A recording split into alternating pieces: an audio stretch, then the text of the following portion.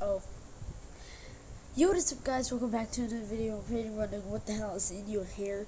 I have a headband because my hair is long now, and today we're gonna be reacting to some scary animations. I have a jacket here because it's so cold right now, so yeah, I don't know what to do. Maybe I'll put a hoodie on. Maybe,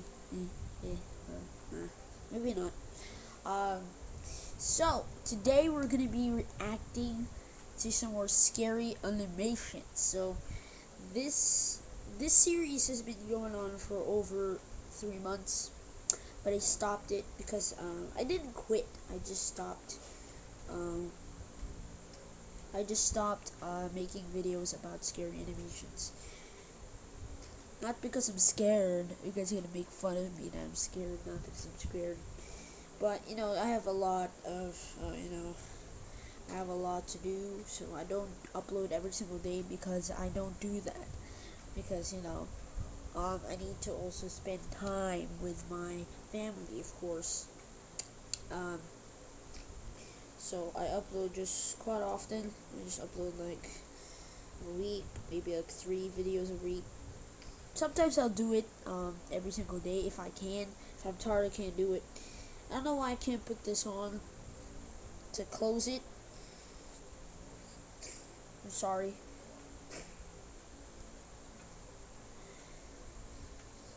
I don't know why. I can't close it. It's broken now. Oh boy. Alright, be right back. I'm gonna fix my jacket because, yeah. I'll be right back, boys. Alright, guys, I'm back. I fixed my jacket. Finally fixed my jacket, so we can now go. Maybe I'll put my hoodie on. Should I do it? That looks so weird. Alright, let's go. Let's just go to this video. So today we're going to be reacting to MCDONALD'S Horror Story. And this is part number 29. This is our 29th series of these scary animations. We've started doing scary animations back in 2018.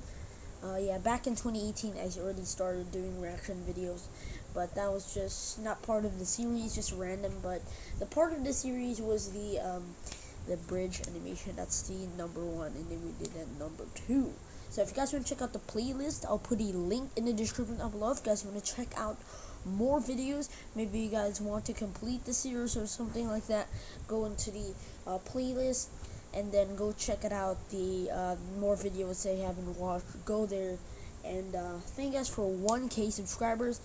We're gonna if we can reach 2K subscribers in under 2 months or 3 months, that would really help the channel. And also, guys, make sure to also subscribe. Of course, subscribe to the channel. Turn on notifications. Put in the comments down below # notification class. I'm sorry if this is taking too long, but you know what? Go like the video, and also feel free to comment down below. And let's get right into it. You may be wondering what's the other video that I uploaded, like my dog. That's my dog. I don't know. It's an accident upload. Yeah, I'm just trying to make fun of uploading a video and then accidentally press the upload button. So you know what? I'll just do it. So let's go and do this. Let's go and play this. I'm not sure if this is the creepiest or the most disgusting thing to ever happen to me, but here it is. I'm a 17-year-old female, and this happened about 3 months ago. Me and my friends always liked to go to McDonald's after we had a good yoga session. You could call us regulars. We probably did yoga together 2 or 3 times a week, and it wasn't a class or anything. It was just me and 3 of my friends. We had another friend, Olivia, who occasionally joined us, but she was kind of flaky. If she didn't feel like doing yoga that day, we just went ahead and did it without her. We had been in this routine for a couple of weeks at this point, and we always looked forward to getting some nice junk food. There was something about McDonald's that was like the guilty pleasure of my entire existence. I normally didn't get it otherwise, but I really look forward to the couple of occasions that me and my friends went there. But this one experience was horrible. I had been there enough that I started to recognize the people that worked there. I never had conversations with them, but I knew their faces well enough to spot when someone new was in the back working. That's exactly what happened this one Wednesday afternoon. feel the scary. I noticed this guy with really thin hair. He had a really creepy face, and I'm not sure how to describe it exactly. His eyes were humongous. They looked like the eyes of a bug. And then he had this really strange body language that always kind of freaked me out. It was like jumpy or something. If he was deep frying French fries, for example, he would stand perfectly still for a second, and then really quickly submerge them in one motion, and it would splash grease all over. This was very unusual, considering I had seen enough people put down fries that there was an easier way he could have done that. He didn't have to splash it like that. I was watching him one day, and we made eye contact. It was really unusual, too, because I was looking at him as my mom's credit card was processing to pay for my meal. He had his back turned toward me. I was trying to figure out if I knew who he was, and then he just spun around to look at me, and it was all in one motion. It was just really freaky. So I started noticing him more and more. He was always working whenever my friends and I got finished with our yoga. It didn't bother me too much. My friends also noticed how weird he was and told me about similar experiences. It wasn't creepy enough that we stopped going or anything, but it was certainly enough to notice. I remember the day in particular. It was a weekend because I didn't have school that day. Me and my friends had just finished a really good yoga session and we headed over to McDonald's. Anyway, my friends and I ordered our food and were waiting for a few minutes. It took a little bit longer than usual, which isn't really an issue because we're not impatient or anything. But here was the weird part. They weren't busy. We were basically the only people in there waiting for food, and I think they had one other person who had already ordered who was sitting down and already eating.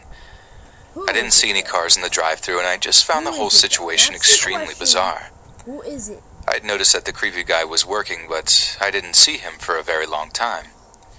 He went behind a wall that I couldn't see him around, and I wasn't sure why he did this either. Life went on, and we got our food and sat down.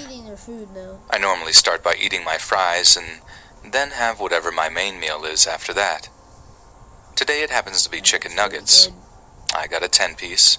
As I was eating, I felt that creepy guy's watchful eyes looming over us. I felt really freaked out, and I convinced my friends to take our meal into the car to leave.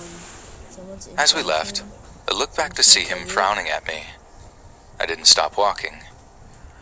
Well, we got out there, and for a few minutes I felt like I was being paranoid and I overreacted. My friends thought so too, until I looked at my chicken nuggets. I looked inside of the box they were in, and they seemed to be covered in some kind of weird substance. I couldn't quite make it out, and I didn't know what to think. My immediate reaction was that they had put mayonnaise on it or something. Thankfully, I was smart enough to ask my friends before I took a bite. My one friend screamed, "That freak jizzed on your nuggets." The more I analyzed this strange substance on my chicken nuggets, the more convinced I became that it really was, in fact, that. That certainly explains why it had taken so long for us to get our food. I didn't quite understand how he was able to pull it off, though. He was one of at least 5 other workers there. It's not like they would have just allowed him to do this, right? Whatever the case may have been, I didn't feel comfortable eating those chicken nuggets, and I threw them out without hesitation. My friends and I were all really freaked out that this had happened to us. My friends threw out the rest of their food just to be on the safe side. We weren't really sure if we should have reported this incident to the police or something. We really didn't know what to do. We just kind of laughed it off as being one of those crazy life experiences, and that was it. This big lol. I haven't gone back to McDonald's since this whole experience. Wow. But yeah, that's the story of how I ordered chicken nuggets one time, and the freaky guy working there put his secret sauce on them. Alright guys, sorry for that. There was an ad. I have to go and cut that. If you guys missed, I don't know my words, but I have to cut that. There was an ad, so I need to cut that piece. So let's go and continue. Hope there's no more ads. I don't like ads. Please. Here is number 2, boys. Okay. I don't think you guys are even going to believe this story, but it's 100% true. Just happened last week. I don't know how else I could even preface this dumpster fire of a story, but here it goes. I'm a 22-year-old male and I live with my fiancée. We had a nice apartment, but we were really looking to buy a house. I know, a little young for that, but we both landed really nice jobs after college and figured that it's better to get it out of the way now and start settling down. We're kind of old-fashioned like that. My fiancée's grandmother owns a home and no one lives in it. She had it for about a year since a family relative passed away. No one wanted anything to do with it since there was a lot of work that needed to be done, like painting the walls and redoing the floors and just various tasks like that. It wasn't completely horrible inside, but there was enough work that it literally sat there for a good little while. Well, my fiancé and I started talking to her grandmother after buying the place. She told us that she would sell it to us for a low enough price that we would be able to afford all of it. Alright guys, I'm back. I'm sorry for that. Cut! Second cut. I'm very sorry, so let's get right into it. 2 sons. Their father had died shortly after the second son was born, and the mother had a hard time coping with everything. She was a regular drinker and arguably an alcoholic. My fiancé told me that they were extremely negative people, and after meeting them a few times at family functions, I was surprised at how right she was. They lived in government housing. She collected disability fraudulently, and her 2 sons didn't work, despite one being 24 and the other being 19. There were whispers of drug abuse in there too. Suffice to know that these were not the kind of people you wanted to associate with. When word got out that we were buying the house from her grandma, they started feeling really left out. There were a few occasions where they'd try offering to watch the house, very obviously an attempt to get in there and do God only knows what. We politely declined and did everything we could to avoid them. I happened to be at the house one day. My fiancé was working and I work remotely online, so I was home alone. I had just walked down the street to buy a lemonade when I saw someone at her house. It was extremely unexpected. I got ready to confront a potential burglar when I noticed it was my fiancé's cousin trying to break in. He was startled when he saw me and froze for a minute. I asked him what he was doing, and he told me something about thinking he saw a car he didn't recognize in the driveway. I explained that it was my car, and he left without any big confrontation. As he walked away, though, I heard him start cursing under his breath. This was the point when I started feeling like we had something to worry about. Not feeling safe inside your own home is the worst feeling ever, especially being 2 young recent college graduates. We both worked really hard to make this happen, and the idea that it made us feel unsafe there really bothered us. I still didn't even understand what they wanted out of the whole ordeal. They didn't have enough money to afford the property tax alone. Forget about utilities and anything else. About 2 weeks went by without any kind of confrontation. I had falsely convinced myself that they'd finally leave us alone. I was dead wrong. We went to McDonald's one day, exactly 1 week ago today, the day I'm writing this. Me and my fiancé both just wanted to be out of the house for a little while. Considering we were in the process of buying a house, we didn't want to go eat anywhere expensive, so McDonald's just seemed like a logical decision. Now before I continue, I feel the need to explain something about my fiancé and I. We are normally very serious people. We work very hard and we're both kind of workaholics, but when we get together to have some fun, we go hard. Work hard, play hard, right? Well, we got kind of silly when we played. Let me cut to the chase. What? We were both playing in the ball pit at our local McDonald's. We always enjoyed goofing off like that, and we weren't too concerned with what people would think of us. We'd only been messing around for 5 minutes when her cousin showed up at McDonald's too. It was creepy. He walked right in, looked at us the entire time. Before he even opened the front door, his eyes were stuck on us, and they felt heavy. My fiancée immediately knew something was wrong when my facial expression changed and she darted around to see what I was looking at. We both watched as her cousin made his way out to the ball pit. He stepped outside. As he walked, he moved his body to grab something out of his pocket. I couldn't see what it was, but My first thought was a gun or a knife. The look in his eyes told me he was out to do serious harm. He jumped into the ball pit in my direction. I luckily landed one solid punch in his face as he came down. It threw him off. I had an advantage. He kicked me in the stomach, but I landed a few more punches on his face. He started screaming for me to stop and that I was killing him.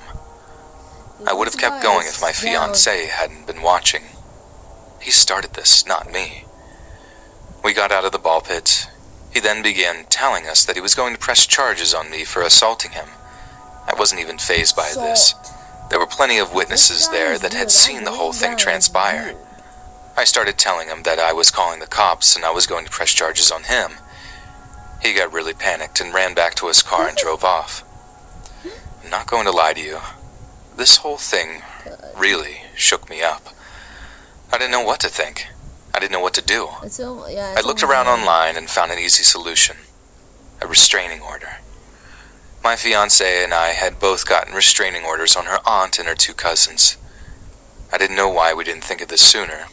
They really solved the issue, and once they understood that we had a restraining order against them, they buggered right off. I haven't seen or heard from them since. And thankfully, and hopefully, that's the end of my story.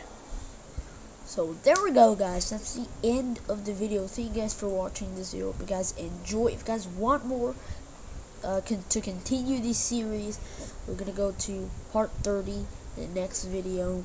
If you guys want that, make sure to subscribe and turn on notifications. Like this video, and I'll see you guys in the next video. Peace.